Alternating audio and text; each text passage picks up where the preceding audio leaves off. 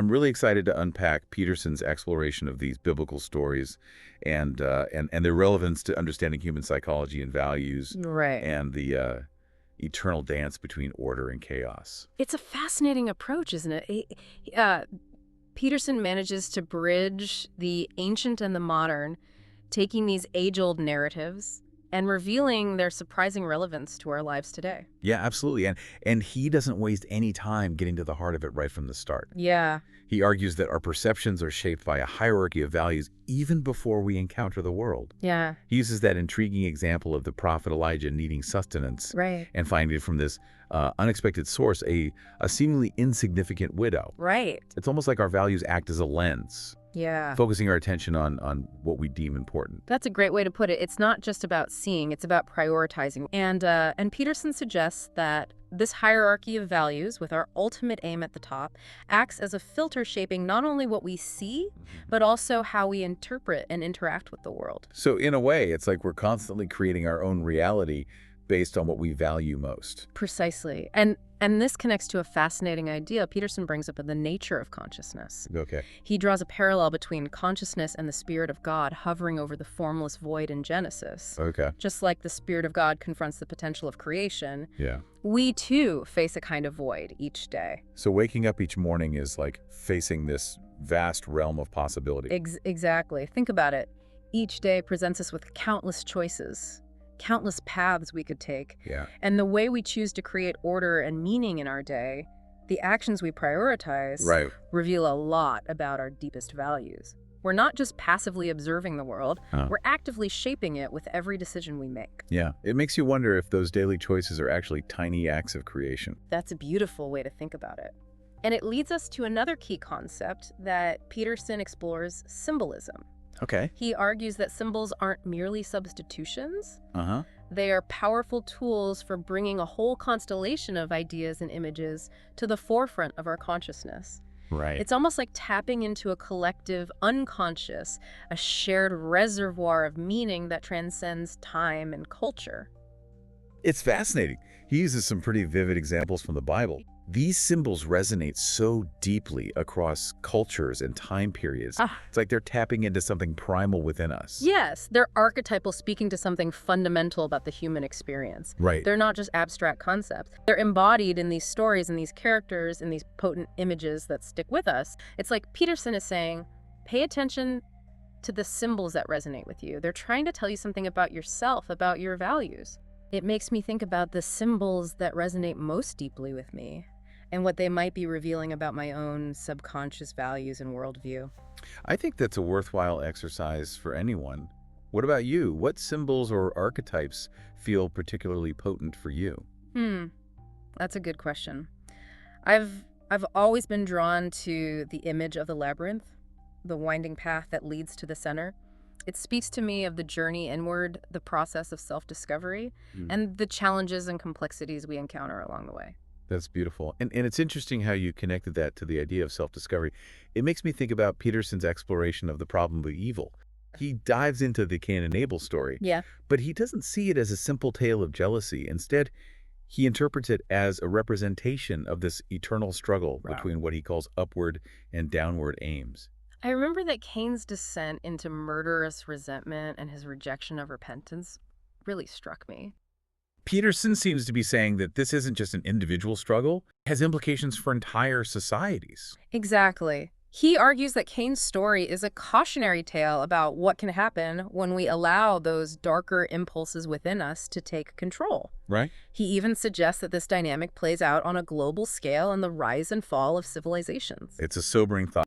Peterson also tackles the temptation of power through the story of the Tower of Babel. He does. And it's another cautionary tale this time about the dangers of prideful ambition and the misuse of technology. Yeah. Remember, the people in the story are united, but it's a false unity driven by ego and the desire to reach heaven through their own efforts. Ultimately, their ambition leads to their downfall, leaving them scattered and unable to understand each other. It's almost like a warning against reaching for progress without considering the potential consequences. And in a world obsessed with technological advancement, it makes you wonder, doesn't it? Yeah. Are we repeating those same mistakes? What does real progress look like? Is it about reaching for the heavens, or is it about something more grounded, something more connected to our shared humanity? Those are some heavy questions. Yeah. And it makes me think about another complex topic, that Peterson explores the role of the feminine. Yeah.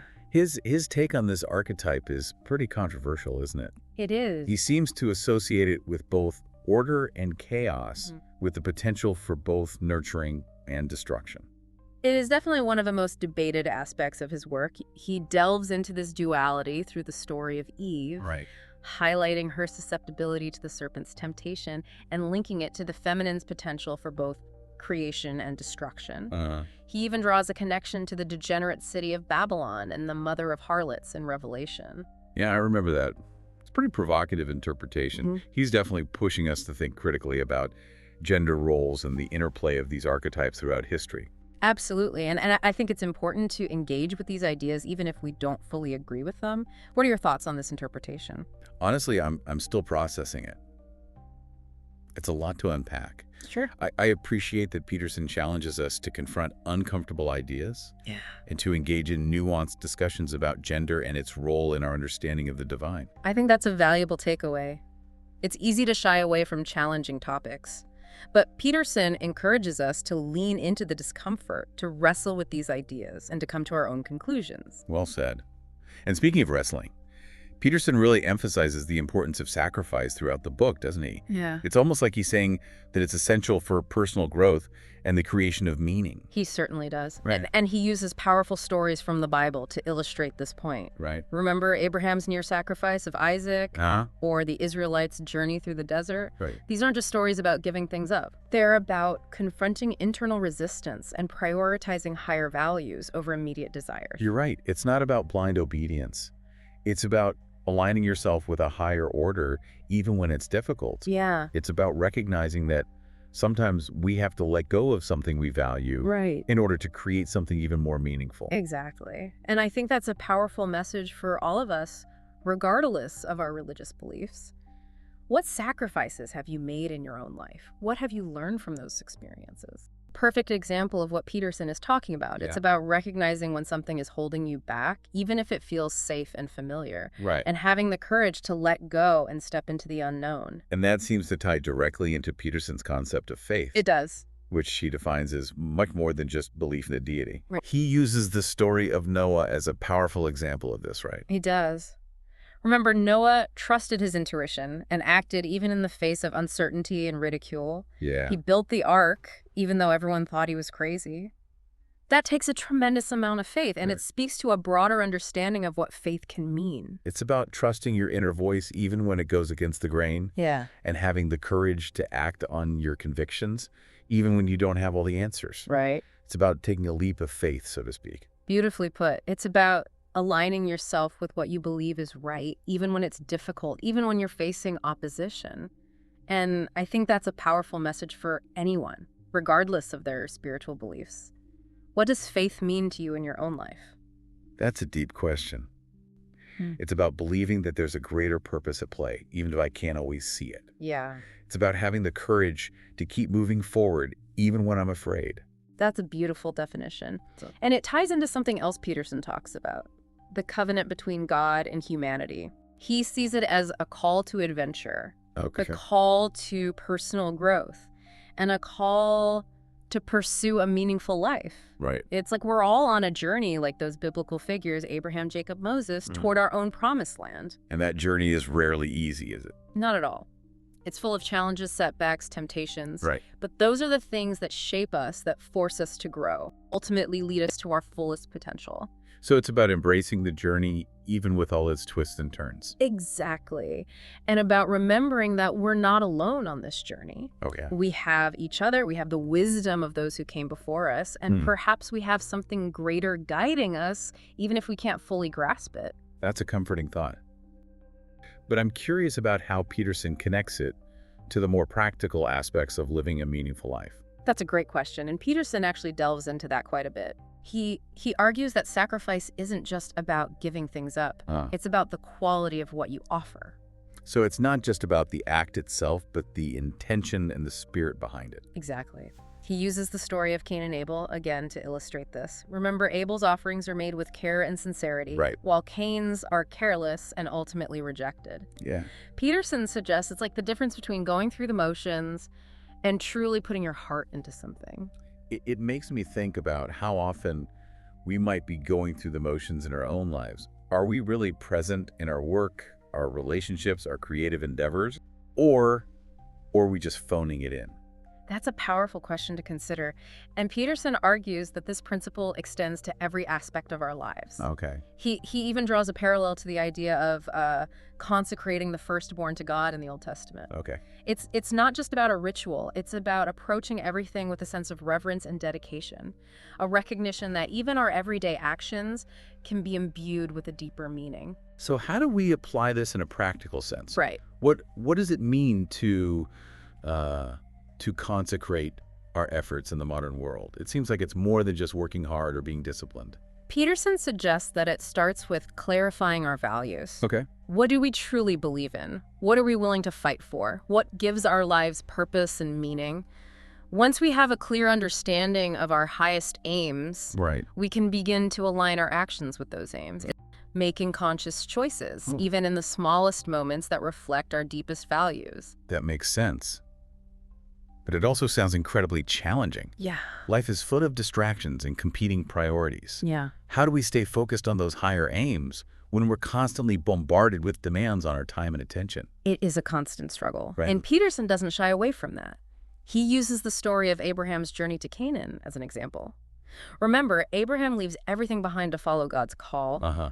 It requires a tremendous amount of faith, a willingness to step into the unknown, and a commitment to staying true to that call, even when faced with obstacles and temptations. It's interesting that you bring up Abraham. We tend to think of him as this great patriarch of faith. Right. But Peterson doesn't portray him as perfect. He makes mistakes. Right. He struggles with fear and self-preservation just like the rest of us. Exactly. And I think that's what makes his story so relatable. Yeah. He's not some superhuman figure. He's a flawed human being who's trying to figure things out just like we are. And Peterson uses that to explore the psychological consequences of deception. He uses Abraham's lie to the Pharaoh about Sarah being his sister as a case study, showing how even those who are striving for good can make poor choices out of fear or self-interest. It's a reminder that we're all capable of making mistakes. But how do we navigate those moments? How do we choose courage over cowardice? And how do we deal with the consequences of our choices, both good and bad? Those are the big questions, aren't they? And Peterson explores them through the story of Jacob, who deceives his brother Esau and then spends years wrestling with the repercussions of his actions. It's a powerful metaphor for the process of confronting our own shadow side. The shadow side. Yes, it's a psychological concept that refers to the parts of ourselves that we try to hide or deny, the darker impulses and negative traits that we often project onto others. Okay. Jacob's journey is about facing those aspects of himself and ultimately striving for redemption. His transformation is so complete that he's even given a new name, Israel, he who wrestles with God. Wow. It makes you think about what we're wrestling with in our own lives. Yeah. What are the shadow sides that we need to confront in order to move forward on our own journeys? I think that's a powerful question for all of us to consider. And it's interesting that you brought up the idea of wrestling, because Peterson tackles the problem of evil, again, through the story of Sodom and Gomorrah. Oh, right. He talks about the dangers of societal decay and the consequences of losing sight of what's truly valuable. It's a pretty bleak story, but I remember there's a glimmer of hope, right? Yes. The story of Lot and his family being spared. Exactly. And I think Peterson uses that to remind us that even when things seem bleak, there's always the possibility of redemption, both for individuals and for communities. Right. But it requires a willingness to acknowledge the problem, right, to turn away from the darkness and to seek a higher path. It sounds like he's saying that we have a choice even in the midst of chaos and destruction. And speaking of chaos and destruction, Peterson then dives into one of the most powerful stories in the Bible, the Exodus. He sees it as the ultimate archetype of the human journey towards freedom and meaning. The Israelites escaped from slavery in Egypt. It's such a dramatic story. Right. It's a metaphor for the struggle to break free from the shackles of our own limitations, the things that hold us back from living a life of purpose and fulfillment. It's about recognizing the forces that enslave us, whether they're external circumstances or internal beliefs, and finding the strength to break free. And Moses is the reluctant hero who leads them on this journey, right? He is. And his story is fascinating because he's not this perfect, fearless leader. He doubts himself. He makes mistakes. Right. He even disobeys God at one point. I remember that. Yeah. He strikes the rock twice in anger when God commanded him to speak to it. And that act of disobedience costs him entry into the promised land. It's a tragic moment, but it also highlights the importance of humility and staying true to your principles, even when facing immense pressure. Yeah. Even the greatest leaders are human, capable of making mistakes. And the Israelites' journey through the desert is a perfect metaphor for the challenges we all face in pursuing our goals. There will be setbacks, obstacles, moments of doubt. Right. But the key is to keep moving forward, to trust the process, and to remember why you started in the first place. It's interesting that you mentioned trusting the process, because Peterson draws attention to the guidance offered to Moses by his father-in-law, Jethro. Yes. It's like a reminder to seek wisdom from unexpected sources. It is. Jethro advises Moses to delegate some of his responsibilities, recognizing that trying to do everything himself will lead to burnout and resentment. It's a powerful lesson in the importance of recognizing our limitations and seeking support when we need it. So it's not about being a lone wolf. It's about building a team and sharing the burden. Exactly. And this is where Peterson introduces the concept of subsidiarity, the idea that decisions should be made at the most local level possible, empowering individuals and communities to take ownership of their lives. I've heard of that term before. But how does it apply to personal growth? Right. It sounds more like a political or organizational principle. It applies to both. It's about recognizing that true growth and empowerment happen when we take responsibility for our own lives and contribute to the well-being of our communities. It's about finding that balance between individual agency and collective responsibility. It makes sense. If we're constantly looking to others to solve our problems or tell us what to do, we never really develop our own capacity for agency and leadership. Precisely. And I think that connects to another important aspect of the Exodus story that Peterson highlights: the importance of remembering the past, particularly in times of crisis. That's interesting. What does he mean by that? He points to God's instruction to preserve some of the manna in a container as a reminder of the spiritual nourishment that sustained them through the wilderness. It's not just about physical sustenance. It's about remembering where you've come from, the challenges you've overcome, the lessons you've learned. It's about recognizing the importance of tradition and passing down the wisdom of those who came before us. It's like those stories become a source of strength and guidance, especially when we're facing our own personal wilderness experiences. Exactly. In a world that's constantly changing, it's easy to lose sight of the values and principles that have guided humanity for centuries. But Peterson argues that it's precisely in those moments of upheaval that we need to ground ourselves in the wisdom of the past. Not blindly clinging to tradition, but understanding its value and adapting it to the challenges of the present. So it's about honoring the past while also moving forward into the future, finding that balance between tradition and innovation. Precisely. And I think that's what makes his work so powerful. He takes these seemingly distant narratives and brings them to life in a way that feels deeply personal and relevant.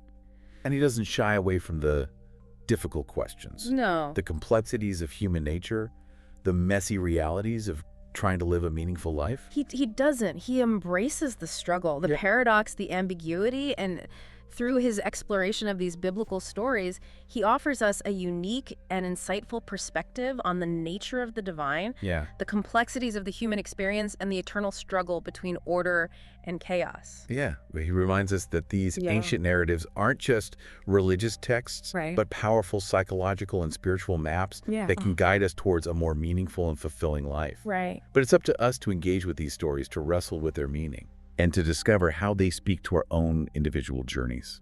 That's the key, isn't it? It's not about passively accepting someone else's interpretation. It's about engaging in that active process of exploration and discovery. It's about asking ourselves those tough questions and being willing to grapple with the answers even when they're uncomfortable. And that brings us to the end of our deep dive into Jordan Peterson's We Who Wrestle with God. As we conclude this exploration, I'm reminded of a question that Peterson poses in his book. If life is a game whose price of entry is death, what makes it a game worth playing for you? What drives you? What inspires you? What are you willing to fight for, to sacrifice for, to live for? That's a powerful question. Yeah, And it's a question that each of us has to answer for ourselves. right. There's no right or wrong answer.